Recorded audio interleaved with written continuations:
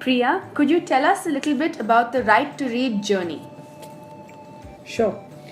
So, Right to Read is an initiative that looks to urgently intervene and provide a scalable solution to India's reading challenge, quite simply put. We have about 170 million students from BOP families that attend government schools across the country today.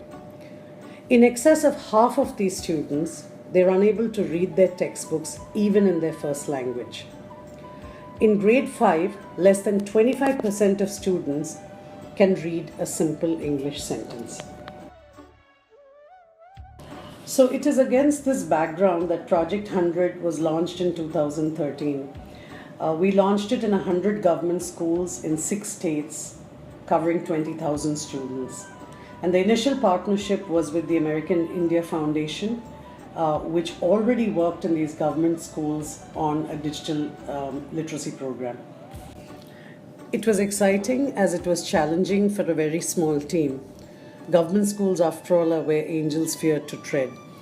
And our colleagues on the Right to Read team today have a number of stories to share on the early days of Project 100. The craziest journey with EH, I would say the first journey that I traveled to Coimbatore from Hyderabad. That was when we launched Project 100 with AIF. So I had traveled to Coimbatore to set up there to launch RTM with first initially with the orientation, then the trainings and then installations. After that for the classroom observation. I traveled to Coimbatore and Chennai, and in between I also traveled to Nagapattinam for SOS. So that was the whole month where I was completely traveling, and the journey with that was very crazy because every day I used to, every alternative day I used to travel from one place to another, either for training or for orientation or for a classroom observation. So that was very craziest month for me, where I was completely traveling for more than 20-25 days in that month. And that became more craziest when I returned back to home after the launch of RTM in Tamil Nadu. And as soon as I came early morning, and then after freshen up and all, I was supposed to have my breakfast. So once I had, my sister entered to clear the plates up, and unknowingly I stood up and took my wallet out to pay the bill. But when I saw her face, I realized that it was my home and I was not supposed to pay the bill. So that it was that craziest traveling that was during those months, and I would never forget those days. So essentially what the program did was it enabled the introduction of technology into the classroom. We were very particular that to make this successful, we should focus on 2 aspects: minimum change and sustainability. Relevant class textbooks were digitized and made available on ReadToMe. The program was integrated into the school timetable, i.e. during the regular English class period. EH and partners, American India Foundation, trained the existing teachers to use ReadToMe in class. The response was tremendous. From Punjab to Tamil Nadu, from Haryana to Karnataka, there was a great desire to learn English, and ReadToMe, as we saw it, address that need. That this is dangerous app, you got a hammer. I ought to have been for, but I thought that perhaps he really did know something about the business. I went to the tool shed to see what I could find. My name is Krishna Rani. I am student of 7th class. मुझे पहले English अच्छी तरह पढ़नी नहीं आती थी। English रुक रुक कर पढ़ती थी, लेकिन जब से हमारे स्कूल में इंग्लिश हेल्पर आया है, तब से हमें इंग्लिश पढ़ने में हेल्प मिली है। Now I can read English, I can speak in English easily. Thank you English helper.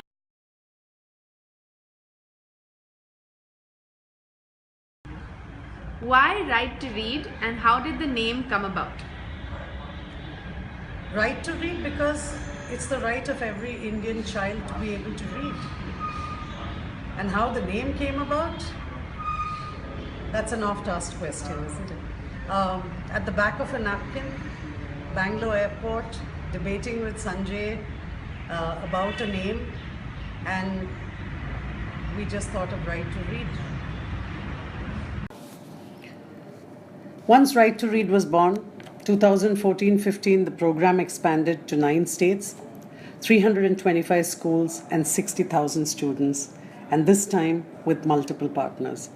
In Maharashtra, with ILNFS Education, we ran a pilot in Aurangabad, and in Rajasthan with Bodh Shiksha Samiti. And there are some fascinating stories that come out of the Rajasthan experience. Tell us about your most memorable experience at English Helper. There was lots of memorable moments during our EH2, but one of the most memorable moments I observed for RTM classes once I was in Rajasthan for both projects. I was traveling there, I found there is no people, no water, nothing else in 10-kilometer radius. I was staying in a village that is Bodh, and they were using submersible, or you can say that it was generator for RTM classes. This generator, they were using the throwing the water in the field, and at the same time they were utilizing same power for RTM classes, and it was very exciting for me. Hi everyone. Interaction with the student on the field impacted me the most is last academic year I visited JHPS Munnekolala school. There I did interaction with the student. Her name is Chandana, who was studying in class 8. I asked her a few questions related to RTM software. My first question was, what is the name of the software? Then she answered me, the software name is RTM. Then my second question was, do you love the software? Do you like it? Then she answered me, yes sir, I like very much the software. Then my third question was, why you like the software? Then she answered me, nowadays RTM has become my second English teacher, because it's helping us to learn learning language skills. So this was the best answer I ever got. Thank you. In January of 2015, we also felt confident by then to take this out to the media. This was the very first big media interface that we had. Our children in the Chennai schools who were part of Right to Read took part in the Hindu Literary Festival. Fast tracking to 2015-16, a very important year for us. Right to Read commenced an exciting new journey.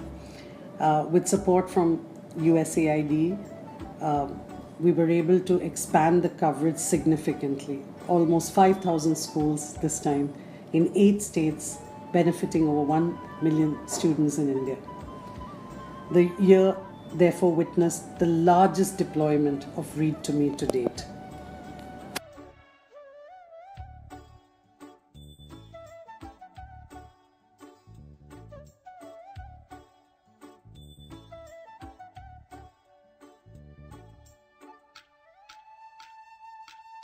This expansion also required us to step up.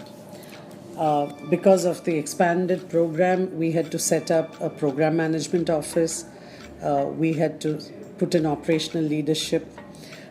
We had to recruit new field teams, all this to deliver the promise. There were new states, West Bengal, new partners to work with, new geographies to travel, and for us, all of these presented really exciting opportunities. So what does the PMO do exactly?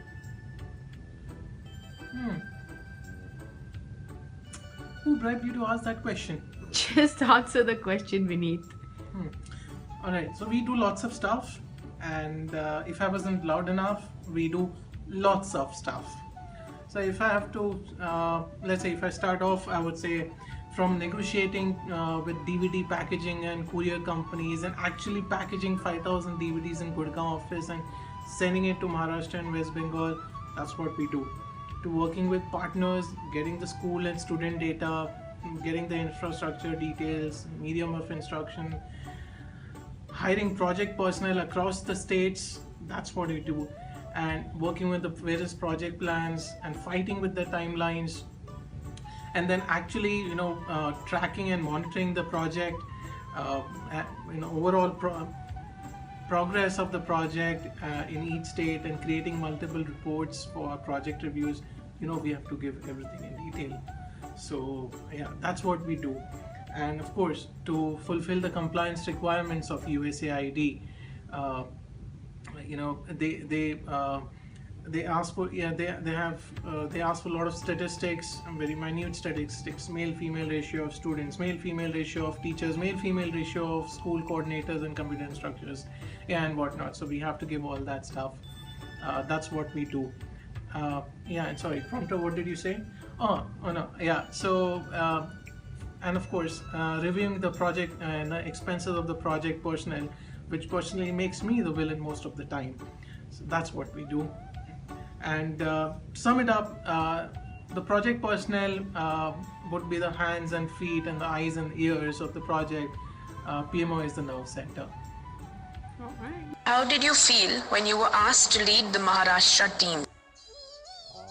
It's a privilege for me. Our company has provided the opportunity to lead a Maharashtra team. I felt very happy, and it was also challenging that as a first time I was leading any team which is working under me, and the complete 1.5 years most challenging.